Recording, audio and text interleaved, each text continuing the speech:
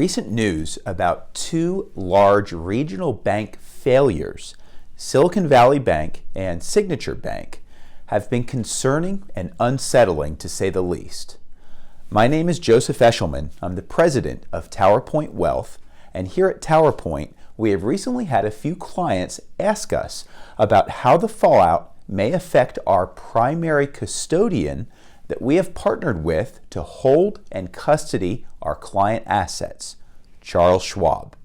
While no financial institution has completely escaped the aftermath nor the consequences of this crisis, we are confident that Schwab is fundamentally different in many ways from those banks in the news.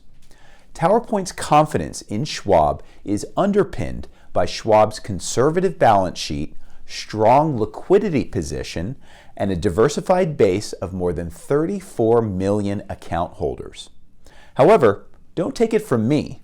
Please stick around and watch this CNBC interview with Walt Bettinger, Charles Schwab's CEO, as he discusses these recent events and why Schwab remains a safe port during this temporary storm. Sarah? Thank you, Kelly and Walt. Thank you for joining me. I know you don't speak out very often, but we're going through some pretty extraordinary times in your world right now. Thank you.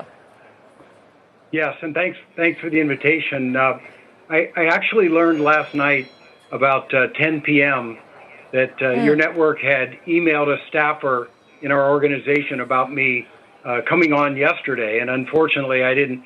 As I mentioned, I didn't realize that till last evening. Of course, I've been on many times with you before, and so I just want to apologize for that. If I would have known, I likely would have been on, but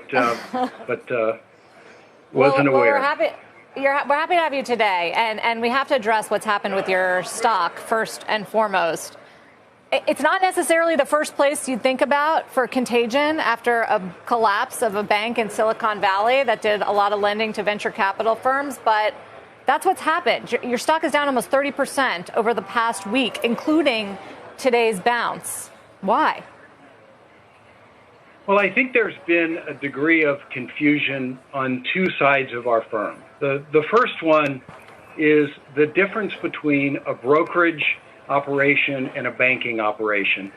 I see people speaking about FDIC, and they have a fairly good understanding of that when you deposit at a bank, the bank takes those deposits and invests them. They are part of the bank balance sheet, and then the FDIC provides insurance up to $250,000. At least that's the way it's been since, I believe, 2008. Brokerage assets are completely different. So we have about $7.4 trillion that clients have entrusted us with at Schwab. And over $7 trillion of that sits on the brokerage side. Brokerage assets are held separate. They are segregated from Schwab assets. This is done under what's called the SEC Consumer Protection Rule. And so those assets are not commingled with us. I even have heard some pundits talk about SIPC and tried to compare it relative to FDIC. And of course, there's no comparison. These are segregated assets, and SIPC kicks in largely only in a situation of fraud. Of course, the SEC requires us to report on the segregation, and we do so regularly, and they audit it. So I think that's the first bit of confusion that went on. People began to conflate SIPC and FDIC and didn't really understand the segregation of client securities from the rest of Schwab. But you do have deposits, right? I mean, you do have a pretty robust bank business inside of the company. We do. And that, I think, is where the concerns are. We do, and that's the second one that I want to try to address. Our bank is very conservatively managed. If you look at the holdings of the bank, we have about 10% of client deposits outstanding in loans that are over-collateralized almost exclusively to our clients, very low risk.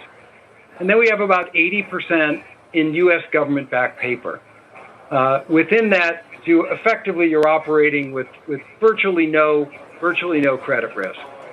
From a liquidity standpoint, we have access to very substantial liquidity. Arguably, we have a level of liquidity over a 12-month period equal to our entire bank sweep deposits, around $280 billion. So I understand that there were banks that got into trouble. We have a reasonable understanding as to how they did so. But those applications, we don't believe, apply at Schwab at all. We do understand, though, that when our stock price went down at a rate that was in some manners consistent with some of the regionals, that people easily put us up on slides and talked about us in a manner consistent with some of the regional banks. Completely different model, completely different. I mentioned, or you mentioned earlier, that 80% plus of our deposits in FDIC insured balances, are insured. Banks that have run into trouble are at fractions of that number. But as you say, you've been swept in. Have you seen any deposit outflows? What are you seeing from customers? No, actually what we're seeing is asset inflows to the firm in significant numbers. So in February, our clients brought in almost $42 billion in net new assets to us. March to date, they've averaged about $2 billion a day.